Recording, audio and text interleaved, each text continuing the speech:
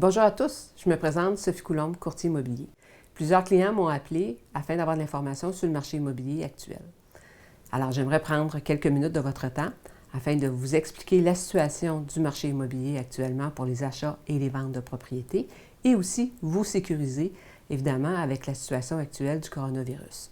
D'abord, sachez qu'il est toujours possible de vendre et d'acheter une propriété au Québec. Le marché immobilier est toujours actif et les courtiers, Dieu sait qu'on est plusieurs au Québec, nous sommes toujours effectivement actifs pour vous aider.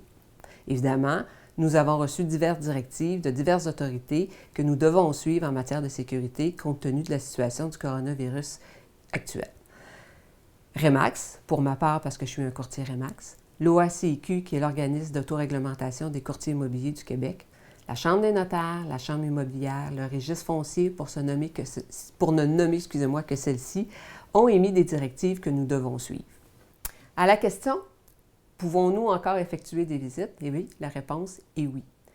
Visites libres, il n'y en a plus, alors on a interdit ou on a coupé les visites libres.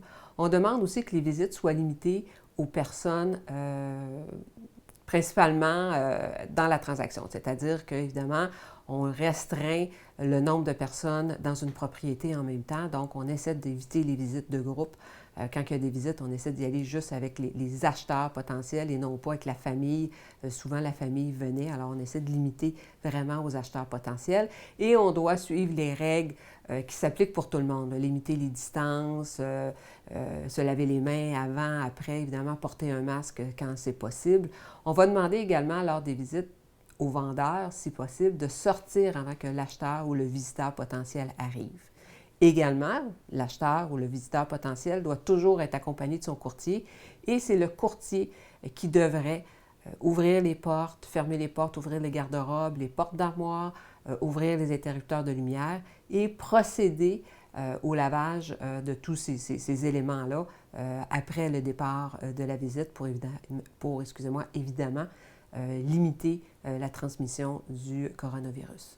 D'ailleurs, vous savez, comme dans tous les cas, on demande aux gens qui sont présentement infectés par le coronavirus de ne pas se présenter aux visites. Les gens qui sont en contact ou qui ont été en contact avec des personnes qui sont infectées de ne pas se présenter et également les gens qui sont en quarantaine parce que souvent ils reviennent de voyage. Donc, ces gens-là, on leur demande de ne pas se présenter lors des visites. Il y a un formulaire qui existe de déclaration volontaire. Votre courtier devrait avoir accès à ce formulaire-là et on demande à ce que ce formulaire-là soit signé par tous les clients rencontrés, que ce soit un client acheteur ou un client vendeur. Et cette déclaration-là va nous permettre de déterminer si, évidemment, les visiteurs peuvent venir visiter et si ce sont des personnes à risque ou pas. Alors, demandez à votre courtier que ce formulaire-là soit complété par vos visiteurs éventuels afin de s'assurer qu'on limite la transmission du coronavirus.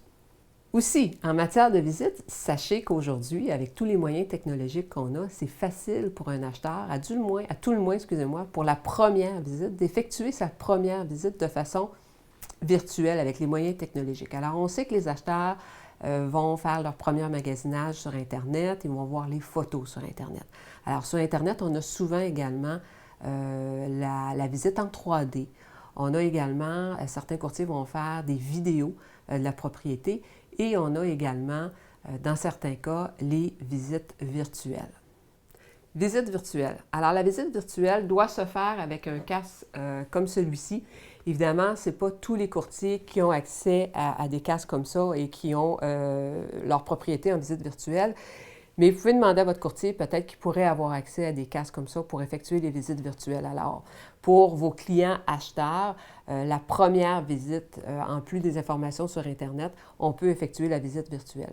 À la question, peut-on mettre une propriété en vente ou est-ce opportun de mettre une propriété en vente compte tenu de la situation? La réponse est oui à toutes ces questions. D'abord, parce qu'il y a des gens qui ont déjà vendu leur propriété et ils doivent se reloger. Donc, il faut avoir des propriétés sur le marché pour reloger ces gens-là. Il y a des gens qui sont à logement, qui ont déjà envoyé leur avis comme de quoi ils ne renouvelaient pas leur loyer. Alors, ces gens-là doivent également se relocaliser. Et il y a des gens qui, des jeunes par exemple, peuvent partir de chez leurs parents. Ce n'est pas une obligation, mais peuvent aussi être intéressés à trouver une propriété immobilière sur le marché. Alors oui, on peut mettre une propriété sur le marché malgré la situation du coronavirus et malgré les restrictions de côtoiement des citoyens. Alors encore là, avec les moyens technologiques, il est possible de faire une vidéoconférence pour rencontrer les clients. Il est possible d'obtenir toutes les informations, toute la documentation sur la propriété via courriel, via information électronique, via les photos aussi qu'on peut envoyer au niveau électronique. Et même la signature de votre contrat de courtage peut se faire par signature électronique. Alors encore là, discutez avec votre courtier, il va vous expliquer comment on peut le faire et comment fonctionne la signature électronique. Et la signature électronique, quand on a le bon système, c'est vraiment une signature qui a autorité légale. Alors, c'est une signature qui est légale comme si c'était une signature originale. Reste l'estimation de valeur. Encore là, un courtier d'expérience sera capable de faire l'estimation de valeur simplement en vidéoconférence. Alors, si vous ne voulez pas rencontrer votre courtier pour des raisons de sécurité, on comprend, c'est possible de mettre votre maison en vente, c'est possible de mettre votre propriété en vente. Un point sera à régler ou à gérer, si on veut, c'est la prise de photos. Évidemment, on recommande toujours de faire affaire avec un professionnel pour les photos d'une propriété qu'on met sur Internet.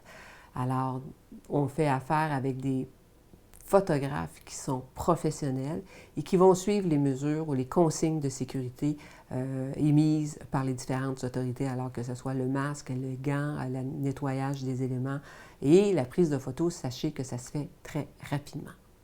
Alors après, le photographe restera à gérer les visites réelles dans votre propriété. Alors, on n'interdit pas, mais on recommande fortement de ne plus faire de visite libre. Je pense que tout le monde comprend pourquoi. Visite de groupe également. Alors, quoi la différence entre une visite libre et une visite de groupe? Alors, visite de groupe, souvent, on avait le cas où papa, maman venaient visiter avec les enfants, avec les grands-parents. On voulait avoir le conseil de l'un, de l'autre. Alors, on essaie d'éviter ça. Les gens qui vont visiter les propriétés sont seulement les gens concernés par l'achat de la propriété. Et on ne va pas non plus fixer des rendez-vous un en arrière de l'autre, mais un à la fois, ce qui est pas mieux non plus qu'une visite libre. Alors, c'est vraiment des visites qui sont très, très ciblées lorsque le client a vraiment un intérêt. Et moi, je recommande toujours à mes clients, avant de se déplacer pour la visite, évidemment, faites tous vos devoirs sur Internet avec les photos sur Internet, avec les vidéos, avec la réalité virtuelle, avec les visites 3D. Alors, évidemment, dans le cas de la visite, c'est les mêmes règles que je disais tantôt. Alors, le courtier va être présent, se laver les mains avant, après, juste une personne qui va toucher aux poignées de porte, les armoires, les interrupteurs de lumière. Alors, après la visite, si on est chanceux, on l'espère, on a une promesse d'achat. Alors, comment on gère les promesses d'achat? Exactement la même façon qu'on a mis en vente la propriété. Alors, tout le processus de promesse d'achat, toute la documentation reliée à une promesse d'achat peut tout se faire par courrier électronique et par signature électronique. Alors, encore une fois, je vous recommande de discuter avec votre courtier des possibilités de signature électronique. On n'a pas besoin de se voir pour la présentation d'une promesse d'achat. On peut faire ça par téléphone, on peut faire ça par vidéoconférence également. Alors, à ce niveau-là, il n'y a aucun problème. Après la promesse d'achat signée, acceptée, évidemment, inspection en bâtiment. Alors, on doit gérer l'inspecteur en bâtiment. Alors, encore là, on limite les personnes qui vont assister à l'inspection avec l'inspecteur, son client, évidemment, acheteur, le client vendeur ou son représentant et où. Alors, le vendeur peut décider d'être présent et son courtier ou juste le courtier. Alors, encore une fois, les mêmes règles s'appliquent. On respecte les distances suggérées entre les individus. La même chose avec les gants, les masques, nettoyer les éléments qui auront été touchés par les personnes qui ont assisté à l'inspection. Alors, inspection en bâtiment, c'est réglé. L'évaluateur, souvent, les banques vont demander une évaluation de la propriété. Souvent, quand on ne passe pas par les autorités comme la SCHL, entre autres, la banque va vouloir envoyer son évaluateur pour s'assurer de la valeur de la propriété. C'est un peu plus simple dans le cas de l'évaluateur. Généralement, il se présente seul et on parle d'une visite en tout et partout, intérieur, extérieur, d'une quinzaine de minutes. Et les évaluateurs ont les mêmes règles de pratique que nous, les mêmes règles de pratique que tout le monde, les mêmes instructions des banques, c'est-à-dire les distances, respecter les distances, les gants, les masques, nettoyer les surfaces qui auront été touchées. On a eu les visites, on a eu la promesse d'achat, on a eu l'inspecteur en bâtiment, on a eu l'évaluateur quand c'est le cas, on est rendu chez le notaire. Alors, qu'est-ce qu'on fait? Est-ce qu'on va chez le notaire? Est-ce que, comme avant, tout le monde dans la même salle? Eh bien non. La Chambre des notaires a également émis des directives. Généralement, les notaires vont accepter que les personnes concernées à la signature, c'est-à-dire le vendeur et l'acheteur, les personnes qui signent physiquement. Alors, on sait qu'avant, des fois, les enfants se présentaient chez le notaire. Alors là, ça ne sera plus permis. On peut, dans certains cas, les notaires vont refuser même que les enfants attendent dans la salle d'attente. Alors, s'il vous plaît, si vous allez chez le notaire, seulement les personnes concernées pour la signature. La même chose, les courtiers se présentaient chez le notaire avant, on ne se présente plus. Dans le cas, évidemment, de la situation actuelle, on ne se présente pas chez le notaire avec vous, monsieur acheteur ou monsieur vendeur. Le notaire va aussi réserver 2 salles, c'est-à-dire qu'on va avoir une salle pour l'acheteur et une salle pour le vendeur, pour limiter, encore une fois, les rapprochements et limiter la propagation, évidemment, du coronavirus.